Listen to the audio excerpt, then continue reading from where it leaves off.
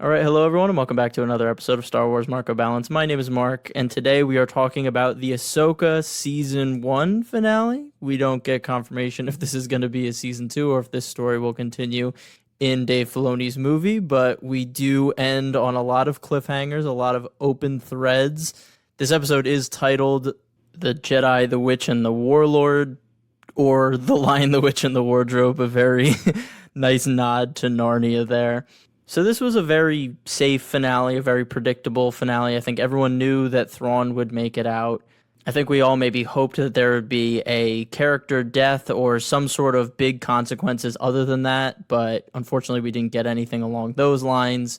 And while I think this episode was definitely better than last week's episode, which I had a lot of critiques of in the pacing and writing department, I still think some of those problems I had last week leaked into this episode as well, because I think a lot of these big character moments that we get here are conceptually really well thought out and I think fit into the ethos of Star Wars, but I think their execution wasn't good enough because the script made some leaps that I think needed more time to be fleshed out over more episodes. And I think that was a big thing for me in these last two episodes of the season, that I think this story was meant to be told over more episodes, whether that was 8 or 10. And I feel like that's an easy criticism to have, to say, oh, you know, if you had more, then this would all be fixed. That's an easy thing to say. But I really do think a lot of the problems in these last two episodes stem from the fact that Filoni had to fit this into 8 episodes, and I think there was a lot more things he wanted to uncover about these character relationships and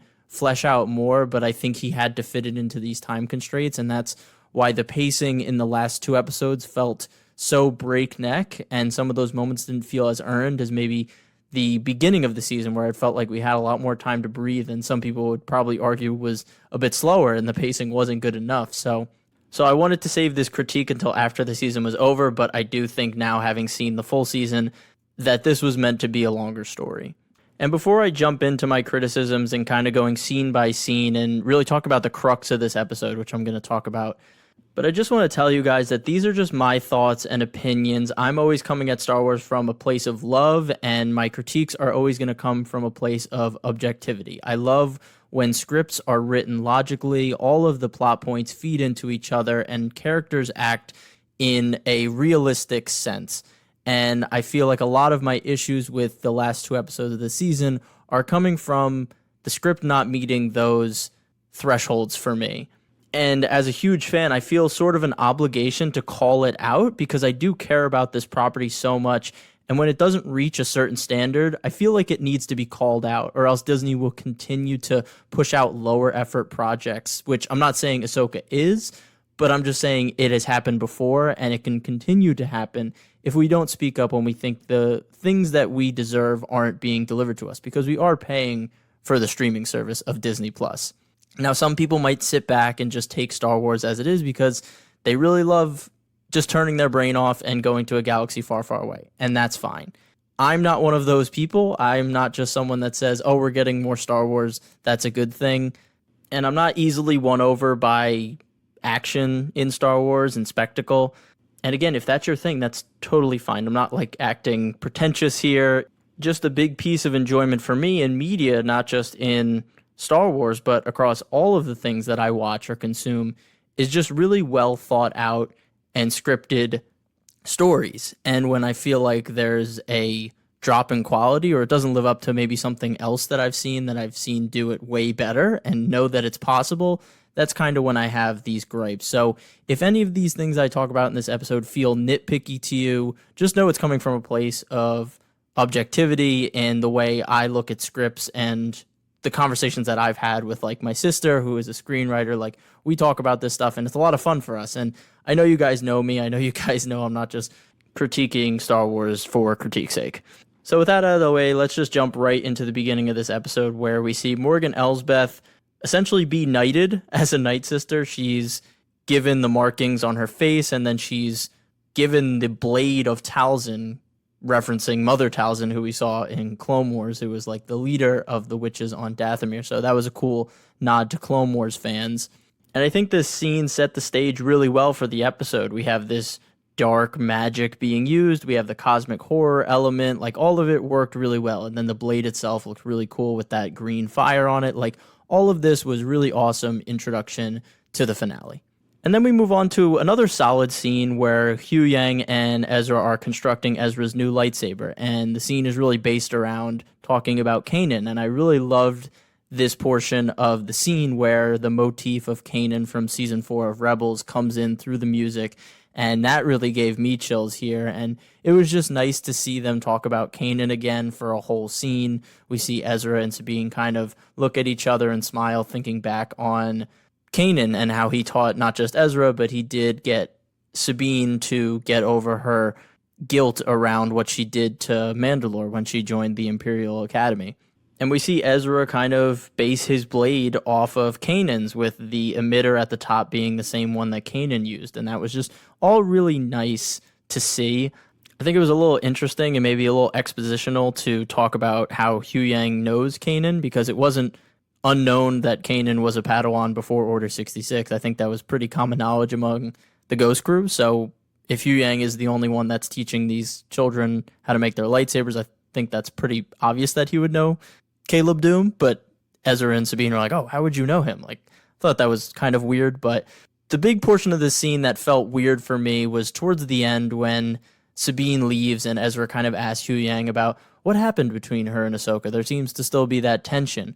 And Huyang ends up being the one telling us what really happened between Sabine and Ahsoka. Essentially, because Sabine was being trained by Ahsoka and Sabine was being driven by these emotions that her family was killed by the Empire during the Night of 1,000 Tears, that if Ahsoka trained her to be a Jedi, that she might use her power for the wrong reason. She might exact revenge against the Empire and she might lose herself, which in concept is really cool because we see that Ahsoka was dealing with the guilt of Anakin and maybe becoming like Anakin because Anakin fell to the dark side. So she didn't want to pass on that to Sabine, which all makes sense throughout the season. But I think, like a lot of things in this episode, the concept of it is smart, but I think how it's delivered doesn't make much sense. Like, why would Huyang be the one to expositionally tell us about this instead of Sabine having this conversation with Ezra to look for someone to lean on or someone to at least vent to? Or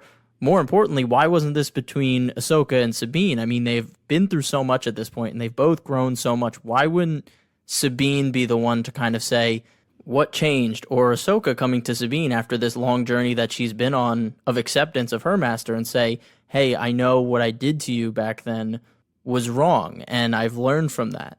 I just felt like that would have been much more impactful than Huyang being the one to deliver the information to Ezra, like two characters that aren't even involved in the conflict that's being discussed. You know what I mean? So that was a piece of writing that I didn't love how that was given to us. And so then we move on to the next conversation between Ahsoka and Sabine, you know, something that we've been looking forward to since they split up. And again, I think the concept here is great. I think all of the things that are trying to be conveyed make sense, but I feel like there are some disconnects with what the show has shown us and what they're telling us. Ahsoka says, have you kept up with your training? And it's unclear if she means training since the last 2 episodes when they saw each other, or the training when she left her all the way back during the original trilogy. Because if it's from 2 episodes ago, then no, she hasn't really kept up her training. The only thing we've seen her do on screen is fight against the Raiders and then finding Ezra. We haven't seen her do lightsaber stances, or we haven't seen her meditate or ask Ezra for pointers on connecting with the Force. She's just kind of been surviving since then. So she hasn't been training. And if it means between the time she left her and the time we pick up in the beginning of this show, we also see that she hasn't been using her lightsaber. We see that she kind of picked it up and it felt like it was the first time she'd picked it up in a long time at the end of episode 1. So it's very unclear what Ahsoka is referring to about have you kept up with your training. So that just felt off, and like there was supposed to be more meat on the bones of this interaction throughout the last 2 episodes of maybe Sabine doing all of these things. But because of time restrictions, they didn't show it in the show. And I think showing it would have gone a long way to give us that feeling of progression with Sabine, which I feel like a lot of people, at least that I've talked to, have still been a little bit iffy on, that they don't know if she's earned this by the end of the season. There is a nice nod in here where Sabine says, I try to keep up with my training. No, I do keep up with my training. Giving that nod to do or do not, there is no try. That was nice, Dave. And then the second line that has me a bit puzzled is when Ahsoka is seemingly okay with Sabine making this decision to find Ezra and forgiving her already, even though the last time we saw her on the ship with Huyang, she was very disappointed and almost angry with Sabine for making this decision. And that was even after the reconciliation with Anakin. Like, she already went through that redemption arc, and then at the end of it, she was still upset with Sabine. I feel like there was a disconnect there where she came to realize that she needs to be there for Sabine regardless of the decisions she's made. Like, she's made mistakes. We know that with Ahsoka, and I like that line, and I like how it connects to Anakin. But it just seems like this switch that happened off screen for Ahsoka, where she's now very okay with this. Is it because they did end up finding Ezra and the gamble paid off? Maybe. But it feels like more of a leap that the script is just saying, trust us, this happened off screen. Just go with it. And again, inside all of this writing that I feel is a bit choppy, there is that good concept of Ahsoka really cherishing what Anakin gave her. He gave her freedom to discover herself. He was honest and open with her. He was by her side when all of the Jedi Order was against her and she was being framed. He was the only one that stuck up for her, even over Obi-Wan, who didn't fully express himself to the Order and the Council. And even after that, he respected her decision to leave. And then when they were reunited at the beginning of the Siege of Mandalore, you saw that Anakin was so excited to see her and was so looking forward to checking in on her. And I think all of that is a nice culmination in this scene of Ahsoka saying, I let you down in the past. I didn't learn from what my master did to me. And now I promise that I will never leave your side again. And that ultimately gives Sabine the confidence to finally have the Force flow through her, because we saw there was this mental block that she couldn't use the Force. And we now see that that's stemming from the fact that her master not only didn't believe in her, but also thought that she would be a threat if she did tap into the Force, which, again, conceptually is great. I really like that. But I think the execution over these episodes hasn't been as solid as it should have been for us, the audience, to accept that journey. And then we really get into the biggest crux of this episode, for me at least. And I don't know if this bothered anyone else, but is there any reason the script gives us that Thrawn needs to do this docking procedure with the hyperspace ring on the planet, hovering directly below this conveniently placed spire that our heroes can go up into and get onto the ship from? Is there any point in the script that says, why can't we do this in atmosphere? Because once the Jedi cruiser is shot down, that essentially should have ended this conflict, because Thrawn should have been like, okay, they have no way to get off this planet. I'm now going to move this Star Destroyer 60 feet up higher and attach the ring there out of the atmosphere. This made little to no sense to me, because it is very clear that this Imperial Star Destroyer isn't docked and it isn't resting on top of the spire. It's simply hovering above it. So it's not a means of holding the ship up while it is docked into the space ring. It is simply just a plot device that we need the heroes to have a chance to attack Thrawn and stop them from getting away. So we need to make it convenient that, oh, we can't dock this space ring in the atmosphere. We need to do it here, this close to the spire. So while all of this action and the lightsaber battles and the choreography all look cool and it's a nice spectacle for a finale, I think it's all cheapened because the basis of this entire conflict is shaky at best. And yes, even if we want to go with the explanation that yes, the Star Destroyer needs to be hovering above this spire in order for the hyperspace ring to connect to it, even then, you have to step back and say, if Thrawn is such a smart general or admiral, why wouldn't he begin the docking procedure while the enemies are far away from his Star Destroyer? Why wouldn't he begin to pull the hyperspace ring down? I know you can maybe say, oh, the Jedi Star Cruiser might be able to cause damage to the hyperspace ring. And maybe that is the explanation that Dave is going with. But to me, I don't feel like that Jedi Cruiser would cause any serious damage to the hyperspace ring, especially with an entire Star Destroyer protecting it with an entire fleet of TIE fighters. So again, the script doesn't explain it. It doesn't give a good reason for it. So this just feels all like artificial conflict. We need heroes to have a chance. Okay, how can we give the heroes a chance? The starship can't move from the spire. Okay, good. We'll go with that. So that just felt kind of cheap to me. And then they follow up this logic with Sabine and Ezra and Ahsoka just doing a direct ground assault straight forward through the front door. I mean, Thrawn is supposed to be this intimidating, incredible admiral, but he can't stop a direct forward assault with 3 Jedi, and he has an entire Star Cruiser. And it's not like they use any finesse or surprise tactics, or there's any crazy variables that Thrawn would never think of, like the Purrgil in Rebels. Like, the only reason he lost in Rebels was because of this otherworldly thing that he never could have put into his calculations. But here, it is a direct assault right through the front door with no cover, nothing. I feel like this just cheapens Thrawn's tactical ability, that they're able to just pull this off without a hitch.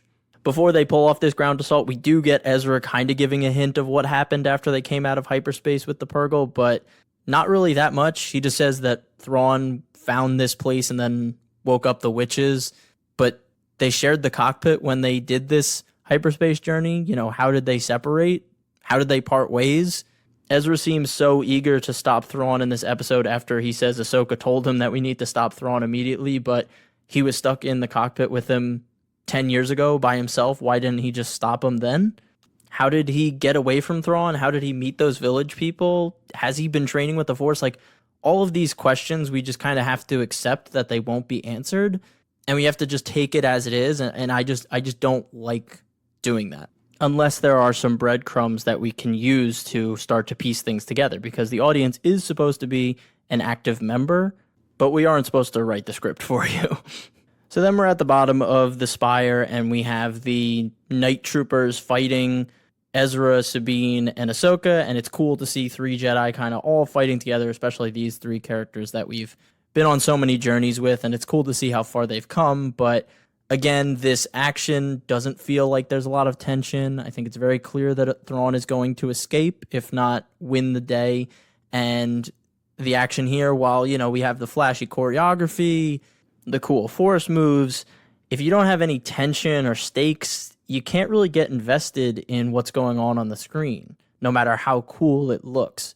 So this entire trek up the tower kind of just feels like the typical heroes fighting through cannon fodder with no real obstacles or challenges in their way. Luckily, it does evolve when Ahsoka takes on Morgan Elsbeth with her new Blade of Talzin, and Ezra and Sabine take on Death Troopers, literally Death Troopers that are now zombies, which I thought was really, really cool. I actually really enjoyed the fact that we saw part of the trooper's mouth. Like, it was very much a zombie trying to bite and eat Sabine, which gives me a nice callback to an expanded universe book. I don't know if you guys have heard it, but it's called Death Troopers, and it's a zombie horror story set in the Star Wars galaxy on this freight cruiser where this virus infects the stormtroopers and they start to kill and eat the people. It's a really dark, gritty, scary book, and I actually really am excited to see Death Troopers in these zombie forms be a integral part of Star Wars moving forward, bringing in this horror aspect. I that got me really, really excited. And I did really appreciate the choreography with Ahsoka and Morgan Elsbeth. I think the choreography has been great throughout the show. I think there have been high points and low points, but I actually think those high and low points come from the direction and the way the fights are shot, and less on the choreography, because I think it's very clear, yes, we can choreograph cool fight scenes, but I really appreciate how Rick Famuyiwa, I don't know how to say his last name, but he has been a constant presence in live action Star Wars TV. He's one of the better directors that we have, and he's involved in all the projects, and I really love having him a part of the galaxy. And I think his decision here to do a lot of wide shots, so we see the entire scope of the choreography between the 2 characters, and it's very reminiscent of George Lucas in the prequels, especially, where we don't have these close-up shots where we can't really see all of the movements. But here I feel like he pulls the camera back and says, Here is everything that's going on. You're not getting shaky cammed. You're not getting zoomed in. You're seeing every piece of the choreography. And I just really appreciated that here. I think there's one instance that really stands out to me, and it's in that main room where Ahsoka and Morgan start their fight. And I just want more of that in Star Wars fights. I really think that wide shot is what makes the choreography really stand out. Back to the Death Trooper and Ezra Sabine fight, we see Sabine finally get to pull her lightsaber towards her. We see that she has unlocked that connection to the Force because, as I said earlier, she finally has the confidence in herself because her master kind of gave her that validation that she will be by her side and that she can become a great Jedi. And it doesn't mean that she will go down a dark path. And that finally awakens in her, and I actually appreciate, how they set that up here. In the broader sense of the Star Wars story, do I think Sabine needed to become Force sensitive and become a Jedi? Personally, no. I still don't really feel convinced that she needed to go on this journey. I really think that this journey was more manufactured to have Ahsoka go through an arc and less on Sabine naturally going through this. At least the story hasn't given us a reason why Sabine feels like she needs to do this other than this obligation that Ahsoka has put onto her. It hasn't really explained why Sabine wants to be a Jedi.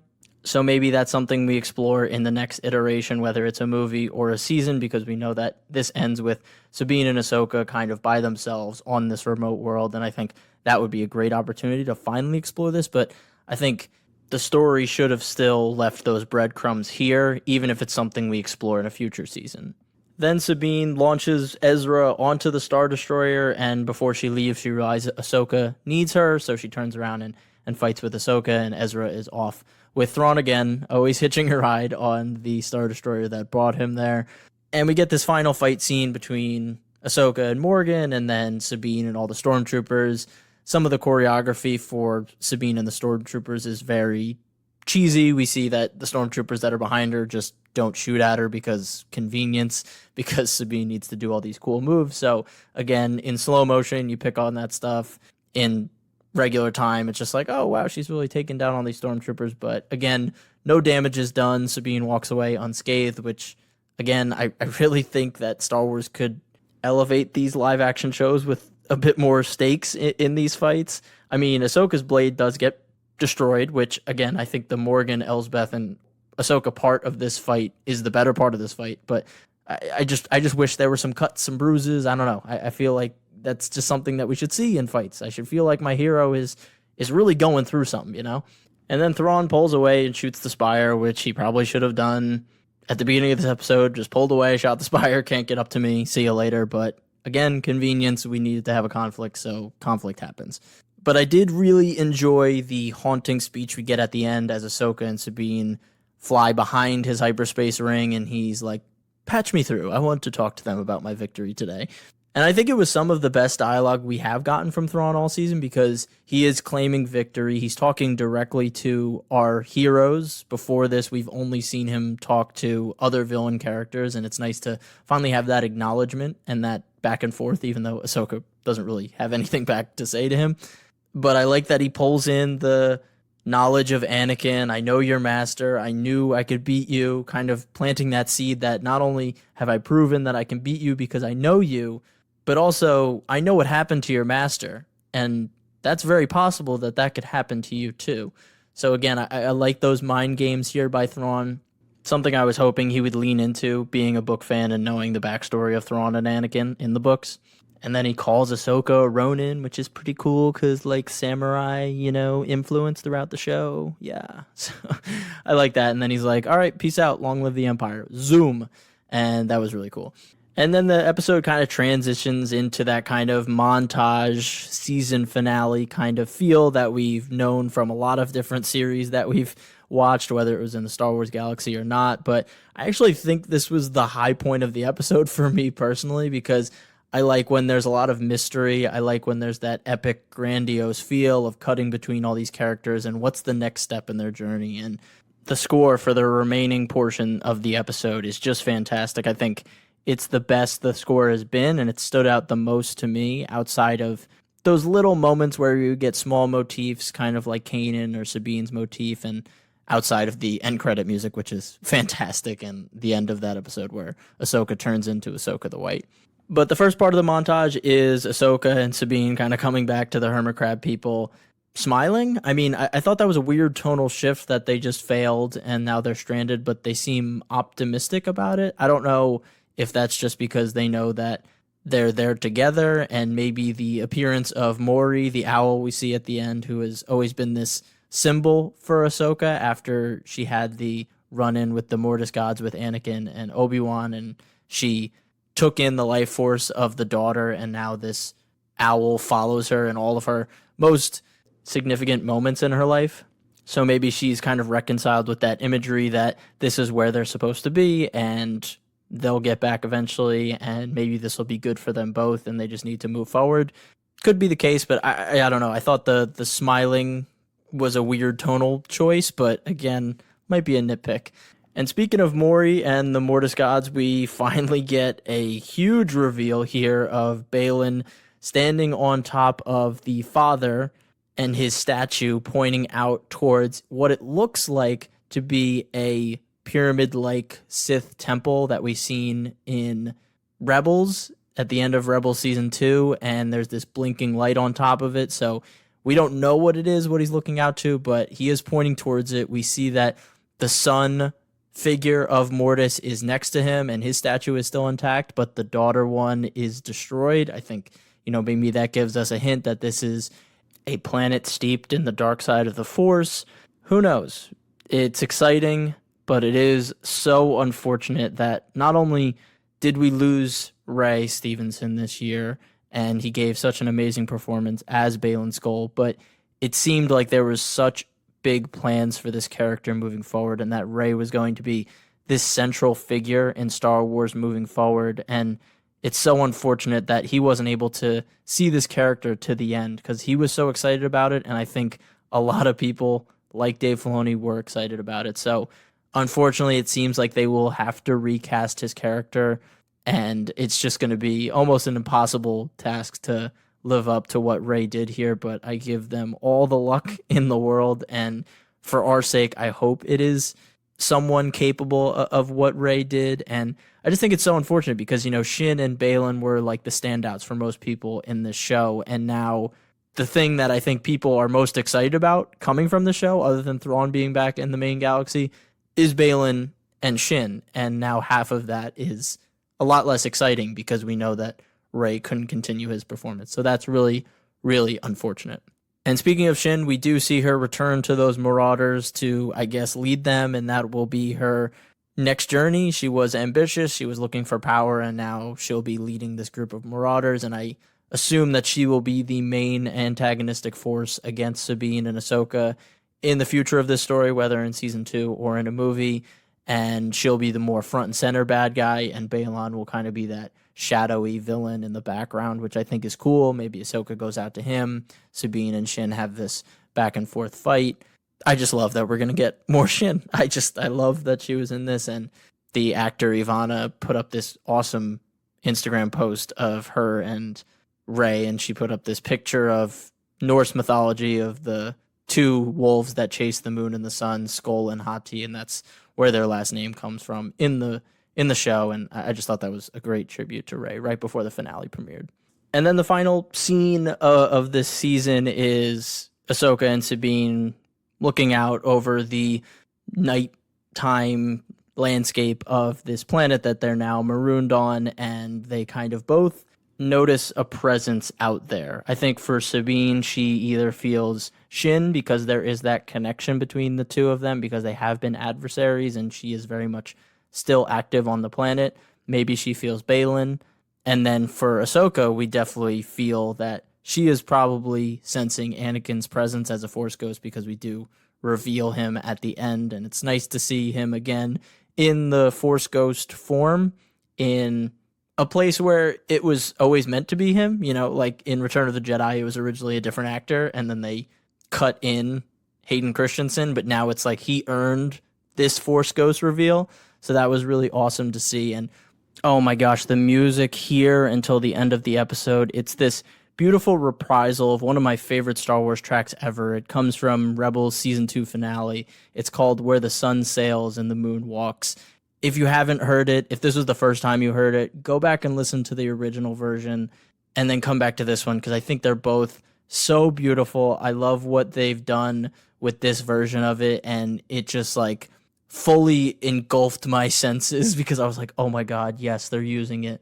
And it leads right into the finale with Hayden in the last shot, and then it goes right into the end credits. And it was nice to see a different piece of music used for the end credits, because it's like one of those things that subverts your expectations. So I loved that. And I think the thing that was a bummer for me at this portion when this music started playing was this felt like one of the only big moments where a huge orchestral arrangement was used in the show. I felt like the music throughout has been great at underscoring what is going on and has been more of a companion piece and less of something that could stand on its own. And I've talked about, they've weaved in the motifs of Sabine and Kanan and all that stuff from Rebels, but I think outside of the end credit music and the one time at the end of the episode where Ahsoka becomes Ahsoka the White, this was the first time the music really took over for me, and I was hoping for that from the Kiner brothers a lot more. I think it was something that happened a lot more frequently in Rebels and in some portions of Clone Wars, but here, this moment, while I loved it, it did remind me that I wish I had more of that throughout the season. So that was both my favorite part and a bit of the unfortunate part. Again, Kiner brothers have created some of the best music that we have in Star Wars. Yeah, I just always want more of it. I really do.